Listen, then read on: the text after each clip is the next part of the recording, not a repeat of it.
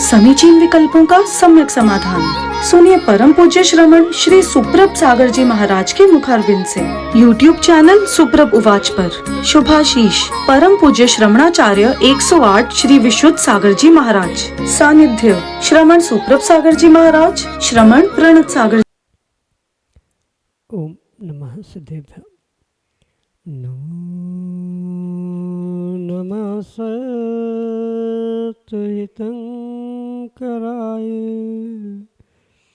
वीराय भव्याम्बुजभास्कराय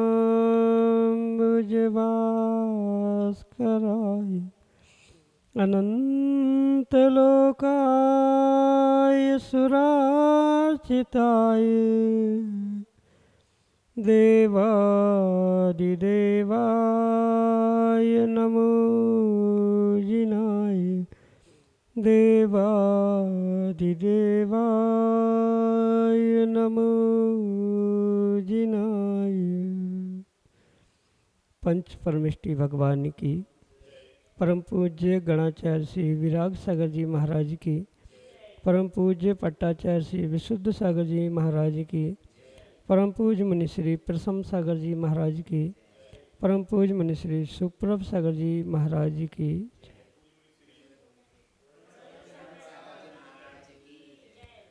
समीचीन विकल्पों का सम्यक समाधान।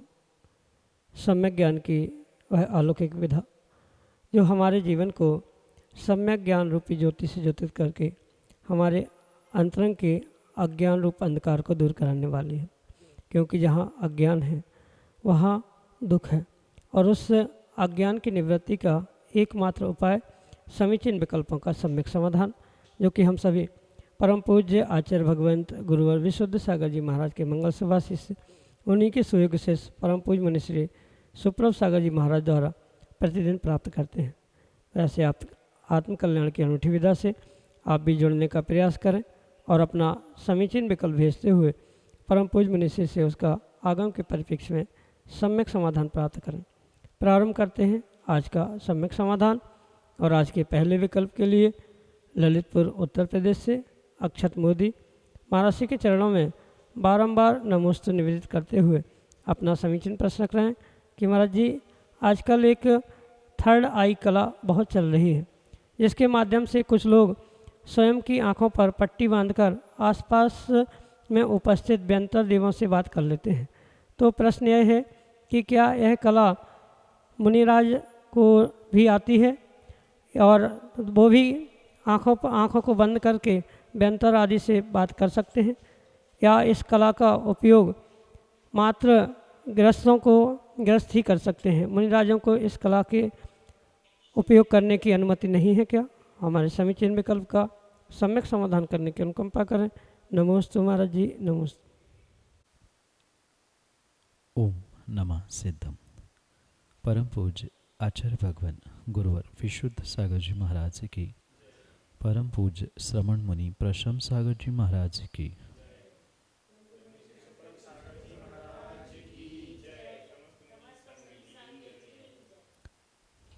वर्तमान में प्रचलित थर्ड आई जैसी जितनी भी कला है, ये भले ही वर्तमान में विज्ञान के माध्यम से या अन्य टेक्नोलॉजी के माध्यम से वर्तमान में देखने के लिए मिल रही है, पर इन सभी विधाओं का वर्णन हमारे आगम ग्रंथों में पूर्व से ही किया।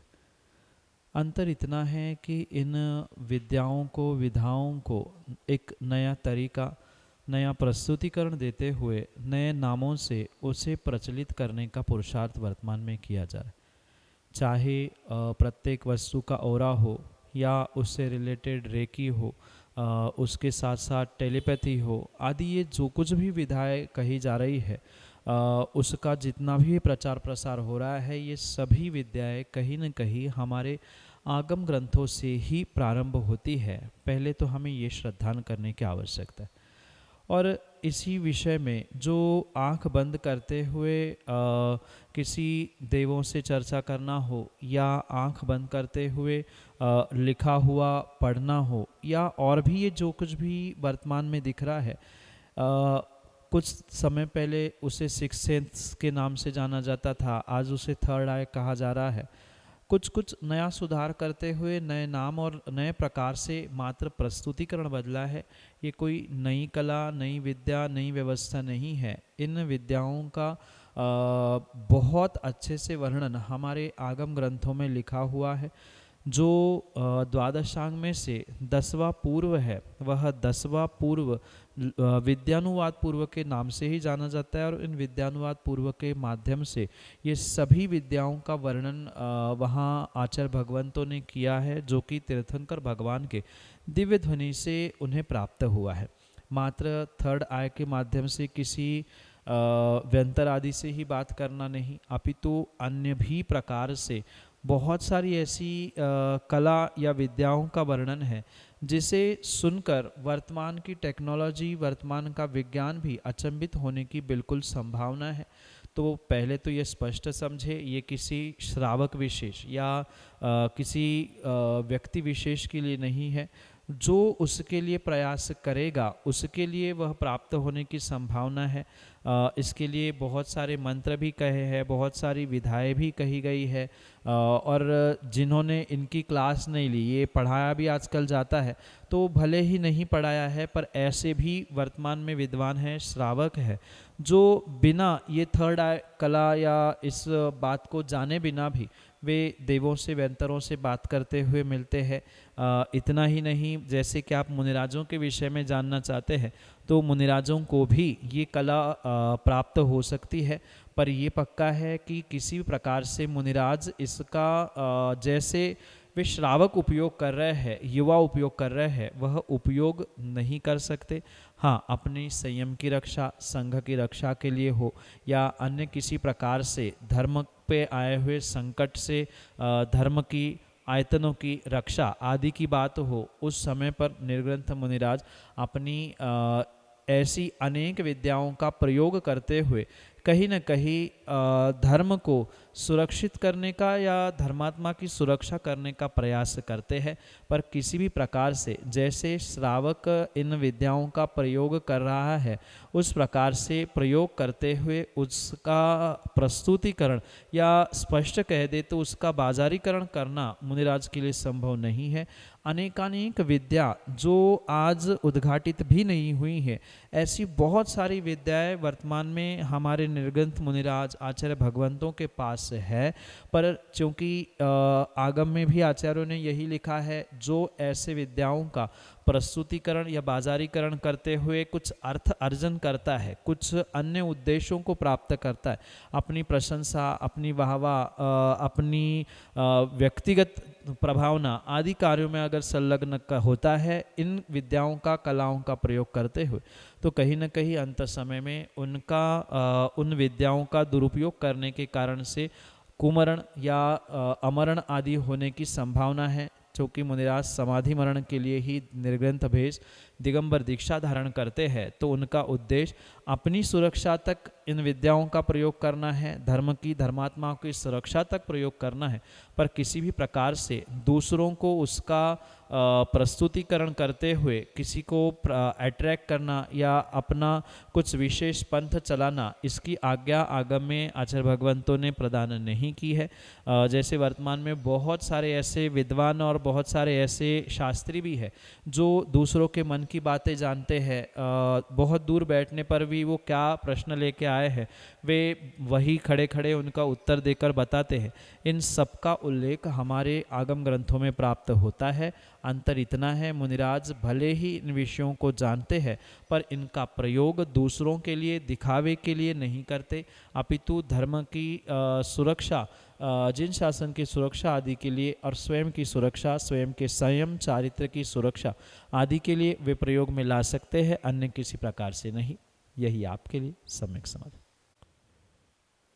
इंदौर मध्य प्रदेश से सफल जैन महाराज के चरणों में बारंबार नमोस्तु निवेदित करते हुए अपना प्रश्न कर रहे हैं कि महाराज जी, मैं एक स्केच आर्टिस्ट हूँ।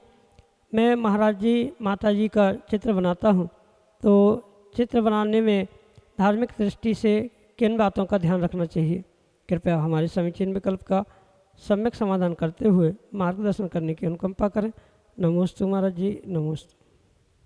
मुनिराज, आरिका आदि आदि का चित्र बनाने में किसी भी प्रकार से कोई दोष नहीं है, क्योंकि आपका वहाँ उद्देश्य उनके स्केच, चित्र आदि बनाते हुए धर्म प्रभावना का है, तो वह आपके लिए विशेष पुण्य रूप ही कार्य करने वाला है।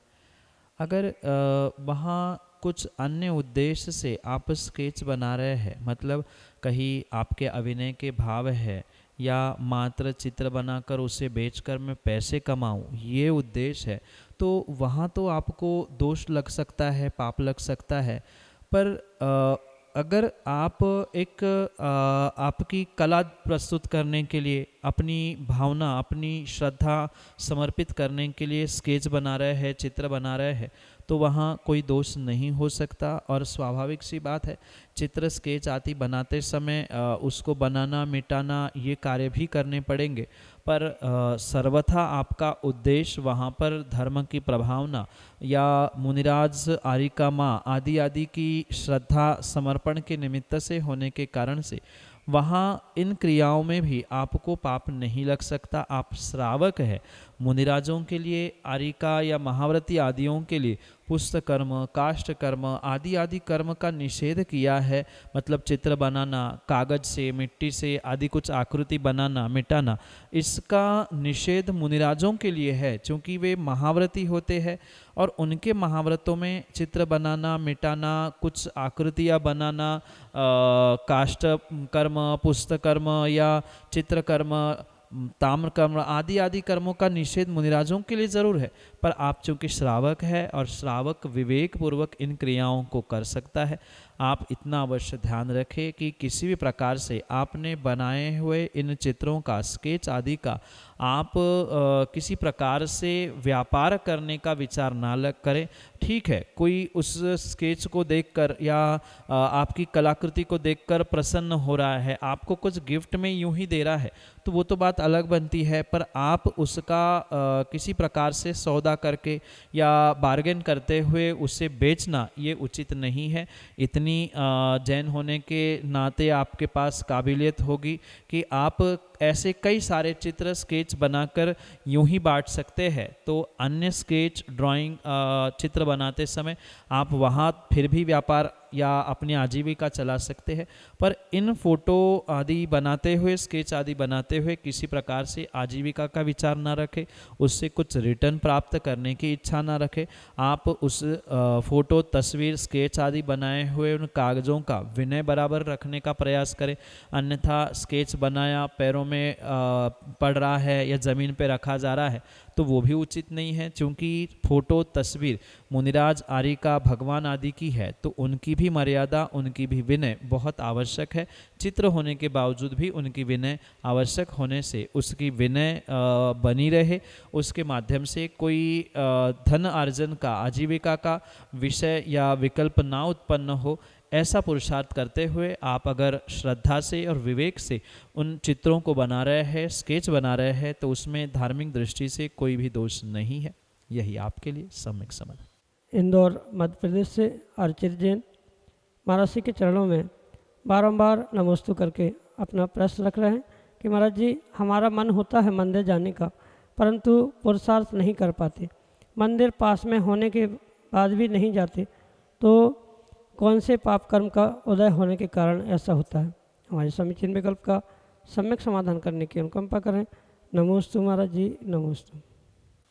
तीव्र दर्शनावरणी कर्म के उदय से जीव बहुत पुरुषार्थ करने के बाद या पुरुषार्थ करने की भावना करने के बाद भी सच्चे देव शास्त्र गुरु के दर्शन आदि प्राप्त नहीं कर सकता।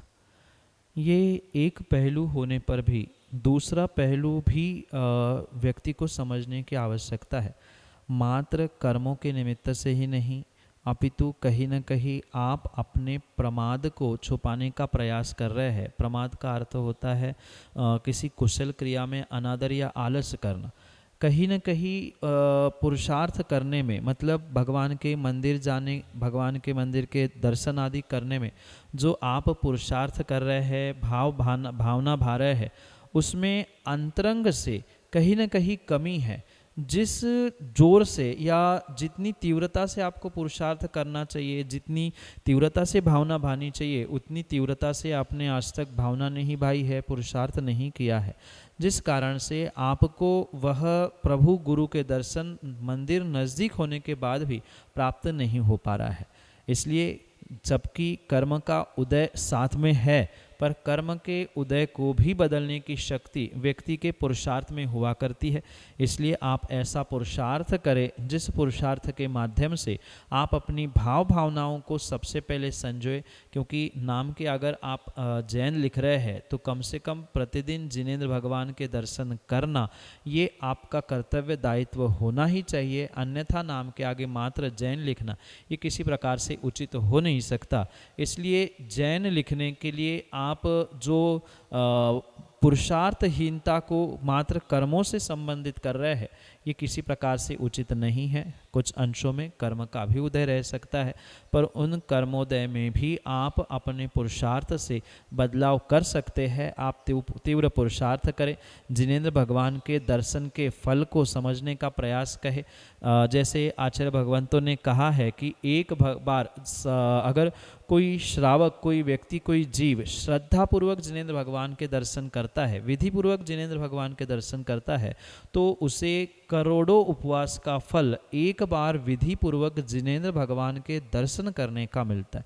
अगर फ्री में फोकट में इतना सौदा मिल रहा है तो मेरे हिसाब से आपको ये सौदा छोड़ने की आवश्यकता नहीं है। क्योंकि एक उपवास करना कितना कठिन है ये आप जैसे युवा जानते हैं। फिर जब करोड़ों उपवास का फल एक बार जिनेंद्र भगवान के दर्शन करने से प्राप्त हो रहा है तो आपको तो सब बाहर के कार्य छोड़ते हुए 24 घंटे में एक बार कम से कम जिनेंद्र भगवान के दर्शन करने के लिए पहुंचना होगा। ठीक है, सुबह समय व्यस्तता है, दोपहर में व्यस्तता है, शाम के समय, दोपहर के समय, जब आपकी अनुकूलता बने, पर 24 घंटे में एक बार जिनेंद्र भगवान के मंदिर में, जिनालय में पहुंचकर जिनेंद्र भगवान के दर्शन करना, कम से कम 9 बार नमोकार मंत्र पढ़ना, कम से कम कुछ द्रव्य जिनेंद्र भगवान के सामने समर्पित करना, इतना तो कार्य जैनियों के लिए आवश्यक नहीं अपितु अनिवार्य है। ये पुरुषार्थ करने से ही आप अपने वर्तमान के जैनत्व की रक्षा कर रहे हैं। पिछली पर्याय में जो आपने पुण्य किया था वह वर्तमान में नहीं कर रहे हैं, पर कम से कम वर्तमान में जो प्राप्त है उसकी तो सुरक्षा करने का प्रयास अवश्य ही करें। कर्म भले ही ज्ञानावरणी, दर्शनावरणी जैसे कर्मों के उदय से ये आपके साथ घटित हो रहा है, पर इन कर्मों के उदय में भी आप तीव्र पुरुषार्थ करते हुए, तीव्र भावनाओं को बनाते हुए, तीव्र शारीरिक, मानसिक सभी प्रकार के पुरुषार्थ के माध्यम से अपने प्रतिदिन के रूटीन में थोड़ा सा चेंज करके आलस, प्रमाद आदि को छोड़कर जिनेंद्र भगवान के दर्शन करने का प्रयास करें, जिससे करोड़ों करोड़ों उपवास का फल आपको 1 मिनट 1 क्षण के जिनेंद्र भगवान के दर्शन करने से प्राप्त होगा। यही आपके लिए सम्यक समाधान। अमन जैन, नागपुर, महाराष्ट्र से अगले समीचीन में कल्प करें। नमोस्तु गुरुदेव। मेरे मन में शंका है कि मैं जब से होश संभाला तब से मैं यही सुन रहा हूँ कि 3 कम 9 करोड़ मुनिराज, तो वर्तमान में इतनी दीक्षाएं हुई तो क्या वो 3 मुनिराजों के अभी तक की भरपाई नहीं हो पाई? जिनागम में जो निर्ग्रंथ मुनिराजों की संख्या कही है 3 कम 9 कोटि मुनिराज, ये संख्या स्थायी है। जैसे मुनिराजों के 2 भेद कहे जाते हैं, एक द्रव्यलिंगी और एक भावलिंगी। अर्थात जो सम्यक दर्शन के साथ अपने चारित्र का निर्दोष पालन कर रहे हैं उन्हें भावलिंगी कहा जाता है। द्रव्यलिंग यानी दिगंबर भेष, पिछी कमंडल, ये द्रव्यलिंग है। पर इस द्रव्यलिंग के साथ जो भावलिंग को यानी धर्म पर श्रद्धान, भेष पर श्रद्धान, आत्मा परमात्मा पर विश्वास आदि सम्यक दर्शन के साथ जो प्राप्त करते हैं वे भावलिंग के साथ द्रव्यलिंगी कहे जाते।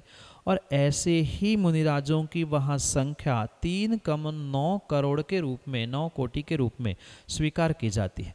ये परम सत्य है। आप जैसे अनेकानेक युवाओं के मन में ये जिज्ञासा उत्पन्न होती है कि 3 कम क्यों पूरे नहीं हो पा रहे हैं। तो ये उतने निर्धारित सीट है, जैसे लोकसभा है, विधानसभा है या अन्य भी जहाँ एक नियत सीट्स होते हैं, ऐसे ही उस गुणस्थान में वह निर्धारित सीट्स है उससे अधिक या उससे कम किसी भी प्रकार से नहीं हो सकते। जैसे गुणस्थान के नाम आपने सुने होंगे या नहीं भी सुने होंगे, तो प्रत्येक जीव का अपने भावों की अपेक्षा से एक पर्टिकुलर स्थान कहा जाता है, उसकी स्टेज कही जाती है, जिसे आगम्य गुणस्थान का। तो निर्ग्रंथ मुनिराजों का, भावलिंगी दिगंबर मुनिराजों का 6वां और 7वां गुणस्थान कहा जाता है। उन दोनों गुणस्थान में ही वे ऊपर नीचे करते रहते हैं। तो इस गुणस्थान की अपेक्षा से यह संख्या निर्धारित है, और मात्र 6, 7वें ही नहीं, अपितु हमारे जिनेंद्र भगवान ने अपने केवल ज्ञान के माध्यम से प्रत्येक गुणस्थान में जीवों की संख्या का निर्धारण बताया है। उन्होंने नहीं किया, पर जो व्यवस्था अनादि से चलती आई है वो उन्होंने समझाने का प्रयास किया। पहले गुणस्थान में कितने, दूसरे, चौथे, 5वें, 10वें, 8वें, प्रत्येक गुणस्थान का क्रम उन्होंने लिखा हुआ है। इसलिए वह संख्या भावलिंगी होने की अपेक्षा से बदलती नहीं। रही बात वर्तमान में जितने भी हमें मुनिराज दीक्षा लेते हुए दिख रहे हैं, भूत में भी अनेकानेक जीवों ने लिए, भविष्य में भी लेने की संभावना है, पर भी संख्या ना बदलने का कारण यही है कि जैसे गुणस्थान की संख्या मैंने कही, अब 10वीं में किसी क्लास में 50 स्टूडेंट्स की कैपेसिटी है, तो 9वीं पास होकर वो 50 स्टूडेंट्स ही वहाँ जाएंगे। उसके अलावा अगर कुछ अन्य व्यवस्था है तो क्या उनको स्टूडेंट्स को फेल होना पड़ेगा या अन्य कुछ व्यवस्था डिविजन्स बना के की जाएगी। तो ऐसी ही व्यवस्था यहाँ पर है। 6, 7वें में 3 कम 9 करोड़ मुनिराज होते हैं। जैसे ही कोई भावलिंगी मुनिराज की दीक्षा होती या कोई दीक्षा लेके भावलिंगी मुनिराज 6वें 7वें गुणस्थान को प्राप्त होते हैं, उतनी ही संख्या के मुनिराज 8वें गुणस्थान यानी नेक्स्ट स्टेज में, नेक्स्ट गुणस्थान में पहुंचते हैं। 8वें के 9वें में, 9वें के 10वें में, ऐसा ये जो चेन से कार्य होता है, ऐसे ही फिर वो 13वें 14वें गुणस्थान और 14वें के बाद सिद्ध बनना, ये क्रम से उतने उतने आगे बढ़ते जाते हैं। कितने समय में कितने मुनिराज मोक्ष जाते हैं, कितने समय में कितने मुनिराज केवल ज्ञान प्राप्त करते हैं, इन सबकी संख्या हमारे आगम ग्रंथों में लिखी है। और ये मात्र भारत देश की ही नहीं, भरत ही नहीं, अपितु भरत, विदेह, ऐरावत, ये जो जम्बू द्वीप में है, ऐसे ही मध्यलोक में जो अन्य कर्म भूमियाँ आदि है, कर्म भूमि के साथ जो विदेह जैसी चतुर्थ काल में हमेशा रहने वाली स्थायी भूमि है, इन सब के निमित्त से ही ये संख्या निर्धारित की गई है। क्योंकि वर्तमान में तो इतने करोड़ मुनि तो दिख ही नहीं रहे हैं, लाख भी नहीं है, पूरे हजारों भी नहीं है, 1500 के आसपास, कुछ 1500 या 3000 के आसपास कुछ पिच्छी कमंडलधारी मुनिराज आदि की संख्या प्राप्त होती है। तो ये ध्यान रखें, ये मात्र भारत की नहीं अपितु पूरे ढाई द्वीप की व्यवस्था कही है। और जैसे मैंने कहा कि एक यहाँ पहुँचता है, 5वीं से 6वीं क्लास में पहुँचा, तो 6वीं से के 7वीं में भी तो जाएंगे, 7वीं के 8वीं में भी जाएंगे, ऐसे पास ऑन होते हुए ये गुणस्थान की व्यवस्था है। इसलिए संख्या ना आज तक पूरी हुई है, ना आने वाले किसी समय में पूरी होने वाली है। वह एक स्टैंडर्ड यूनिट है, स्टैंडर्ड उसका पैमाना है, स्टैंडर्ड सीट्स है। वे सीट्स कभी भी कम ज़्यादा नहीं होते हैं। जैसे हमारे भारत में एक राष्ट्रपति है तो राष्ट्रपति का सीट एक ही होता है, जैसे वो जाएगा दूसरा आएगा, तो वो 2 क्यों नहीं हुए। ये ऐसे ही यहाँ पर उनकी संख्या बढ़ नहीं सकती, न कम हो सकती है। वे आगे बढ़ेंगे या पीछे जाएंगे और वहाँ पर संख्या उतनी ही पूर्णता को प्राप्त होते हुए ये गुणस्थान की व्यवस्था आगे बढ़ती जाती है। यही आपके लिए सम्यक समाधान। श्रीमती सुनीति दिनेश बोहरा, नागपुर, महाराष्ट्र से अगले समय चिन्ह विकल्प करें। मेरे मन में जिज्ञासा है कि मैं कोई एक व्रत लेती हूँ आपसे, तो मैं बहुत दिन तक वो कर नहीं पाती हूँ। करने की कोशिश करती हूँ पर वो होता नहीं है, बीच में ही रुक जाता है। तो मैं क्या करूँ ऐसा कि वो मेरा व्रत पूरा हो जाए? किस कारण से ये ऐसा विलम्ब हो रहा है? कोई व्रत, कोई नियम पूर्णता की ओर ना बढ़ने के पीछे जैसे कर्म का हाथ है, वैसे ही कहीं न कहीं उन व्रत नियम के प्रति कुछ उदासीनता भी आपके लिए निमित्त बनती। जिस व्यक्ति के हृदय में उन क्रियाओं को, व्रतों को, नियमों को पूर्ण करने के लिए एक जुनून छाया होता है, वह कभी भी किसी प्रकार से आए हुए विघ्नों से वही रुककर अपने धार्मिक क्रियाओं को, व्रत नियम आदि को इति नहीं मानता है, कहीं न कहीं वह उन नियमों को पूर्ण करने के लिए छटपटाता है, प्रयास करता है और नियम को पूर्ण भी कर लेता है, प्रारंभ भी कर लेता है। ये सत्य है कि कर्म का उदय कुछ तो होता है और उस कर्म के उदय से निमित्त से मात्र अंतराय ही नहीं, असाता वेदनीय है, अन्य भी अनेक पाप कर्मों के उदय से जीव सोचकर भी कार्य नहीं कर पाता। पर पुनः ये बात वही ध्यान रखे, जैसे मैंने कुछ समय पहले कहा कि कहीं न कहीं व्यक्ति का स्वयं का प्रमाद भी उसके लिए कार्यकारी होता है। अगर व्यक्ति ने ठान लिया कि हमें करना ही है, तो फिर दुनिया की कोई भी ताकत आपको रोक नहीं सकती है। ये हमारी स्वयं की मन की कमजोरी है कि इस कारण से नहीं हुआ, इनके कारण से नहीं हुआ, ये विघ्न आया था, उन्होंने मना किया। जो काम हमें करना है, संसारी जीव उन संसार के प्रत्येक कार्यों में कितने ही विघ्न आ जाए, कोई कितना भी मना कर ले, पर उसने सोचा है कि हमें करना है तो वो कर ही लेता है। ऐसे ही अगर व्रत नियम आदि के विषय में आप निर्धार कर ले कि कुछ भी हो जाए, अब चाहे सर फूटे या माथा, मैंने तो हाँ कह दी, अब मुझे लेना है, मतलब लेना है, मुझे करना है तो करना है, ऐसा सोचने से ही व्रत नियम पूर्ण होने की संभावना है।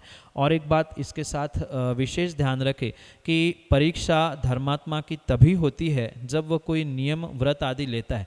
जब तक नियम व्रत नहीं होते तब तक किसी भी प्रकार से उसके लिए तद विषय में परीक्षा नहीं होती। देखने के लिए मिलता है कि जिस दिन रात्रि भोजन का त्याग करता है उसी दिन ऐसी कंडीशन आती है कि रात्रि भोजन करना पड़ता है या कुछ ऐसा मौका मिलता है। यूँ रोज़ समय पे भोजन होता है पर नियम लेने के दिन ही रात्रि नहीं मिलता या लेट हो सकता है, तो उसी दिन निर्धार पूर्वक अपने पुण्य को बढ़ाने का पुरुषार्थ करना होगा। ये समझेंगे कि अरे यार इतने दिन नहीं हुआ, आज भी नहीं करेंगे तो कोई बात नहीं, हम आज का कल कर लेंगे, तो कभी भी आप अपने नियमों में व्रतों में दृढ़ नहीं हो सकते। दृढ़ता लाना ये आपका स्वयं का ही पुरुषार्थ होगा और उस दृढ़ता से ही आप अपने जीवन में धार्मिक कार्यों में दृढ़ता लाए और अपने विश्वास के साथ उन कर्मोदय को भी बदलने का प्रयास करें।